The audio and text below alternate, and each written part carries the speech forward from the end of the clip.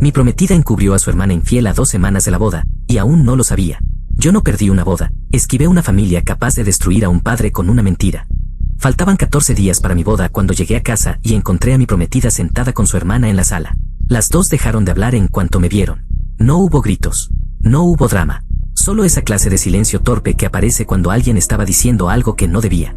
Yo me dedico a detectar fraude. Y si algo he aprendido, es que la mayoría de los desastres no empiezan con una gran confesión. Empiezan con una mentira pequeña que intenta tapar otra mucho peor. Ese mismo día yo ya traía una sospecha clavada. Había cosas que no cuadraban alrededor de la hermana de mi prometida. Viajes de trabajo demasiado oportunos. Horarios raros. Excusas repetidas. Un patrón tan limpio que casi daba risa. Pero lo que todavía no sabía era que mi propia prometida no solo estaba enterada. Estaba ayudando. Y eso me cayó encima en segundos, porque en cuanto intentaron explicarse, las versiones no coincidieron ni un minuto. La hermana estaba casada. Tenía una hija pequeña. Y mientras su marido seguía trabajando, pagando la casa y creyendo que su familia estaba intacta, ella llevaba meses viendo a otro hombre. Hasta ahí ya era una traición bastante asquerosa. Lo que me terminó de reventar fue descubrir que mi prometida era su coartada favorita. Cubría salidas. Sostenía mentiras. Inventaba explicaciones. Le servía de escudo mientras el otro pobre seguía viviendo dentro de un matrimonio que ya estaba roto y todavía no lo sabía. Yo no exploté en ese momento. Hice lo que hago cuando algo huele mal. Empecé a ordenar piezas, fechas, capturas, horarios, unas fotos, detalles que por separado parecían poca cosa, pero juntos ya formaban una historia demasiado clara. Y en medio de eso apareció lo peor. No era solo que mi prometida supiera. Era la forma en que hablaba con su hermana sobre el marido engañado. Ya no era pasividad. Ya no era miedo. Ya era complicidad. Había desprecio. Había burla. Había una tranquilidad que a mí me heló por dentro. Ahí se me murió la boda. No la relación entera todavía. La boda. Porque una cosa es descubrir que la familia de tu prometida está podrida. Otra muy distinta es descubrir que la mujer con la que ibas a casarte puede mirar a un hombre decente, cenar con él, sonreírle en la cara y ayudar a esconder cómo lo están humillando a sus espaldas. En ese momento dejé de pensar en invitados, música y mesas. Empecé a pensar que, si yo seguía adelante, me estaba amarrando solo a una persona que ya me había mostrado quién era bajo presión. La enfrenté esa misma noche. Y para su crédito, no negó lo que había hecho. No se inventó una historia absurda. No me dijo que yo estaba exagerando. Admitió que lo sabía. Admitió que había cubierto a su hermana. Admitió que no quiso meterse y que prefirió evitar conflicto. Pero para mí eso ya no era una explicación. Era la prueba. Porque en cuanto decides mentirle a un inocente para proteger a quien lo traiciona, ya te metiste. Ya elegiste bando. Y yo ya no podía fingir que eso era un error menor antes de una boda. Cancelé todo. Así, a 2 semanas. Con depósitos perdidos, familiares confundidos y llamadas que no quería contestar. Y sí, dolió. Dolió el dinero. Dolió la vergüenza. Dolió tener que explicar que no eran nervios de novio. Que había descubierto algo que convertía el altar en una estupidez. Pero por debajo de todo eso había una sensación más fuerte. Alivio. Porque por humillante que fuera reventar la boda a última hora, habría sido mucho peor firmar mi vida con alguien que ya me había probado que podía normalizar una traición así de grande. Yo pensé que el golpe terminaba ahí. Boda cancelada. Relación rota. Cada quien a cargar con su desastre. Pero no. Lo verdaderamente oscuro apenas venía. Actualización 1. Después de cancelar la boda, me reuní con el marido engañado. Le voy a llamar Martín. No llegué con un discurso heroico.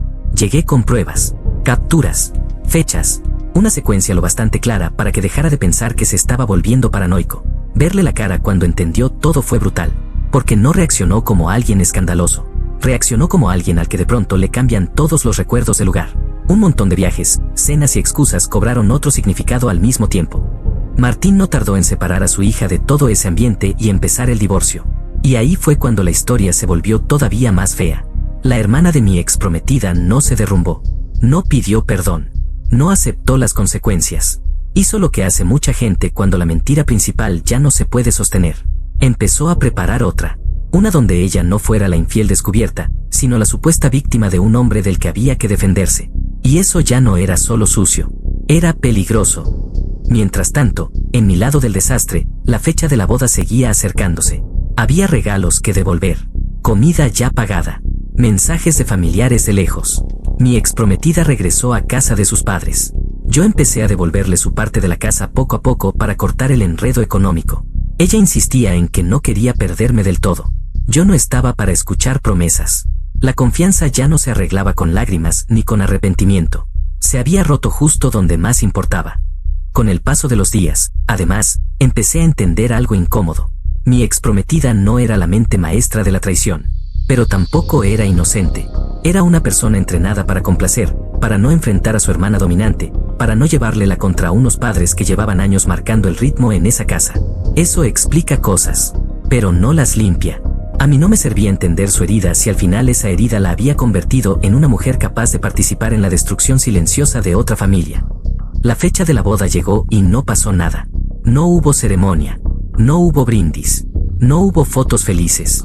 Solo cajas, comida congelada y la sensación horrible de mirar todo lo que ya estaba pagado para un futuro que no iba a existir. Esa imagen me dejó claro que la traición no siempre entra gritando. A veces entra despacio y luego te obliga a recoger servilletas, regalos, reservas y promesas rotas como si todo eso fuera escombro. Y aún así, con todo lo que dolió, yo seguía pensando lo mismo. Mejor eso que casarme con ella. Actualización 2. Un tiempo después, cuando yo ya intentaba ordenar mi vida, mi exprometida volvió a buscarme. Pensé que venía a hablar de nosotros otra vez. No, venía con miedo. Había escuchado a su hermana y a sus padres preparar una acusación tan grave contra Martín que bastaba para reventarle la custodia en una sola noche. Querían empujarlo a una audiencia de emergencia y ponerlo a la defensiva con una mentira diseñada para dejarlo como un monstruo. Ahí entendí que yo no había cancelado una boda. Había escapado de una familia capaz de cualquier cosa cuando perdía el control. Yo no confiaba en ella. No después de todo. Así que le dije algo muy simple. Si de verdad quería hacer lo correcto, no bastaba con venir a contármelo a mí. Tenía que firmarlo. Tenía que ir con el abogado de Martín. Tenía que poner su nombre y asumir el golpe. Porque avisar en secreto es cómodo. Lo difícil es decir la verdad cuando sabes que tu propia familia te va a cortar por eso. Y justamente ahí se notó que esta vez la decisión sí le costaba de verdad. Tardó en decidirse. Dudó. Se asustó. Y la entendí. Todavía vivía con sus padres. Sabía que si hablaba, la iban a convertir en traidora dentro de su propia casa. Pero también entendió algo que ya no podía seguir esquivando. El silencio ya no solo servía para cubrir una aventura. Ahora servía para intentar arrancarle una hija a un padre inocente. Y entre soportar otra humillación familiar o cargar con eso para siempre, eligió moverse. Hizo una declaración formal y dejó todo por escrito antes de que la mentira saliera a la calle. Yo le ofrecí ayudarla si la echaban o si necesitaba salir de ahí rápido. Lo hice, pero con la cabeza fría. No porque ya estuviera perdonada. No porque todo se hubiera arreglado. Lo hice porque para ese punto lo correcto era separar lo que sentía por ella de lo que estaba en juego con esa niña y con Martín. Y por primera vez desde que empezó todo, vi a mi exprometida hacer algo que no estaba diseñado para quedar bien conmigo, sino para frenar una injusticia de verdad. Actualización 3. La hermana siguió adelante con su plan de todos modos. Lanzó la acusación. Forzó la audiencia. Intentó entrar como víctima y convertir a Martín en el villano de la historia en cuestión de horas. Pero esta vez no llegó sola con su versión. Del otro lado ya había una declaración fechada, firmada y formalizada de antemano, donde se explicaba que todo eso se estaba planeando desde antes. En otras palabras, cuando la hermana habló, el juez ya tenía motivos para creer que aquella historia no era una alarma repentina. Era una maniobra preparada. No hizo falta gritar. No hizo falta armar un escándalo. Bastó con poner la prueba sobre la mesa. Lo que iba a ser un golpe sorpresa se convirtió en evidencia de mala fe. Y ahí fue donde por fin se les vino abajo la fachada. La hermana no quedó como madre desesperada. Quedó como alguien dispuesta a usar a su propia hija como herramienta de guerra. Y las consecuencias llegaron justo donde más le dolían. Martín obtuvo la custodia principal de forma provisional y las visitas de ella quedaron restringidas y supervisadas mientras seguía el proceso. La familia explotó por dentro. Los padres de mi exprometida se pusieron de parte de la hija que había provocado todo y convirtieron a la otra en enemiga. La cortaron. La señalaron. La dejaron sola. Y por duro que suene, ese fue el primer acto real de lealtad sana que le vi en toda esta historia. Porque sabía perfectamente lo que iba a perder si hablaba. Y aún así habló. Llegó tardísimo. Sí. Después de mentir. Después de cubrir. Después de costarme una boda entera. Pero habló cuando ya no le quedaba ningún beneficio personal claro en hacerlo. Y ahí vino la parte que mucha gente no entiende cuando escucha una historia así. Que una persona haga por fin lo correcto no borra lo que hizo antes. Pero tampoco vuelve invisible ese paso. Yo no corrí a pedirle que regresara. No rehicé la boda. No fingí que todo se había resuelto. Solo acepté una verdad incómoda. La mujer a la que yo había dejado estaba rota de una forma que yo no había querido ver antes. Y recién cuando el precio fue altísimo, Dejó de obedecer a su familia y decidió enfrentarlos. Nos mantuvimos en una distancia rara. Cercanos, pero no juntos. Exclusivos, pero no reconciliados. Yo seguí observando. Ella siguió trabajando en sí misma. Porque si algo tenía claro, era que el problema nunca había sido solo una hermana infiel. El problema era el carácter que ella mostró cuando le tocó elegir entre la verdad y la comodidad. Eso no se arregla con una disculpa bonita. Se arregla con tiempo, costo y hechos. Y en ese punto yo ya no estaba dispuesto a regalar confianza por nostalgia. Así que ese fue el cierre real de todo. La hermana perdió credibilidad frente al juzgado. Martín recuperó margen para proteger a su hija. Mi exprometida perdió a su familia justo cuando por fin decidió dejar de servirles. Y yo perdí una boda, sí, pero gané algo que vale más. La certeza de que me bajé a tiempo. Porque si yo me hubiera casado con ella 2 semanas antes, todo esto me habría explotado ya dentro del matrimonio. Con papeles firmados. Con cuentas mezcladas. Con una familia así sentada en mi mesa de por vida.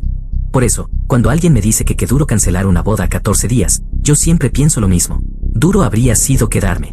Duro habría sido descubrir todo esto después. Duro habría sido aprender demasiado tarde que la mujer con la que iba a casarme podía ayudar a encubrir una traición y luego quedarse paralizada mientras intentaban destruir a un padre para ganar una custodia. Yo no perdí una boda. Perdí una ilusión. Y eso me salió muchísimo más barato que perder la vida entera con esa familia.